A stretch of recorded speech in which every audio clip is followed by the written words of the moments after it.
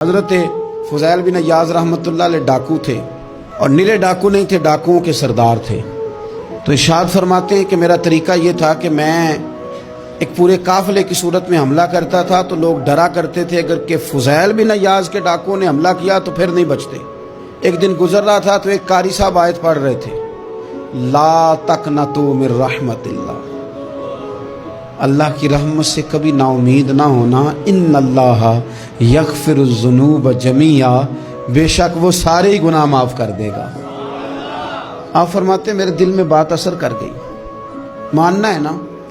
جس نے نہیں ماننا اس نے 6666 آیتوں کا ترجمہ پڑھ کے بھی توجہ نہیں کرنی۔ آپ ارادہ کریں نا، آپ اپنی دل کی زمین کو زرخیز بنائیں۔ فرماتے ہیں میں فوراً وہ آیت سنی تو میں رویا، اور میں وہ حافظ صاحب کے پاس چلا گیا، ان سے اجازت لی، ان کے کمرے میں داخل ہوا۔ میں نے کہا آپ نے ابھی آیت پڑھی ہے کہ اللہ سارے گناہ معاف کر دے گا؟ تو جس بندے نے کئی سال ڈاکے ڈالے ہوں، بیٹیاں روتی رہتی ہوں پر وہ مال لے کے آ گیا ہو، مائیں واسطے دیتی رہتی ہوں پر وہ لوٹ کے نکل آیا ہو، اب جی اگر وہ بندہ بھی سچے دل سے توبہ کرے تو اللہ معاف کر دیتا ہے۔ تو آفو جی کہنے لگے میں کون ہوتا ہوں تمہیں کوئی تفسیر بتانے والا، میں نے تو قرآن کی آیت پڑھی ہے، میرا رب کہتا ہے لا تقنطوا من رحمت اللہ، تم نے مایوس نہیں ہونا، تم آ جانا، معافی مانگ لینا، ان اللہ یغفر الذنوب جمیعا، اللہ سارے ہی گناہ معاف فرما دے گا، اللہ سارے گناہ۔ تو یہ تو اللہ فرما رہا ہے۔ فضیل بن عیاض کہتے ہیں میں نے کہا ختم ہو گئی بات، توبہ بھائی۔ واپس آیا تو وہ میرے ساتھ جو تھے نا، ان سے میں نے کہا سردار نیا تلاش کر لو بھائی۔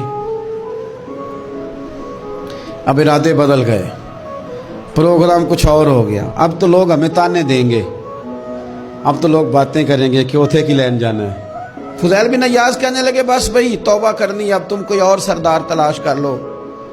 اور اوپر سے نہیں کہا، توبہ کی تقریریں نہیں کی، دوسروں کو میسج نہیں بھیجے، اور لیکچر نہیں جھاڑے، رو کے کہا، درد سے کہا، دل سے کہا۔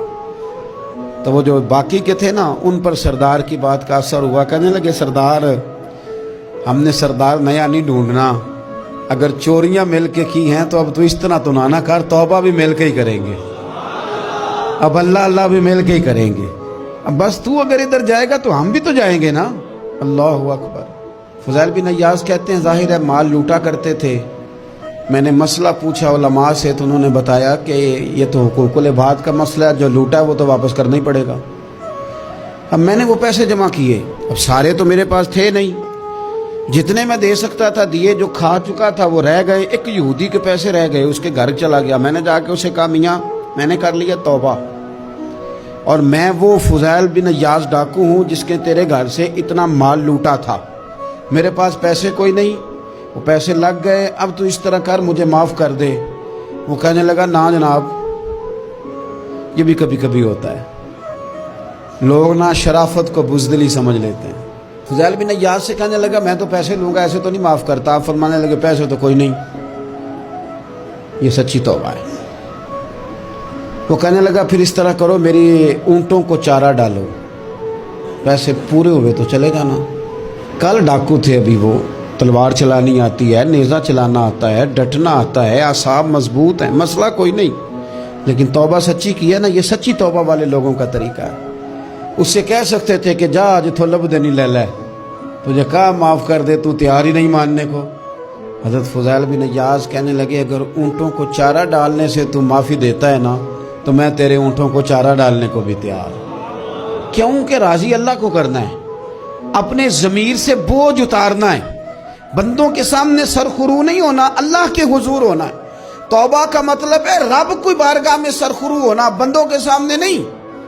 حضرت فضیل بن عیاض سے کہنے لگے ڈالیں گے تیرے اونٹوں کو چارہ، کیوں نہیں ڈالنا۔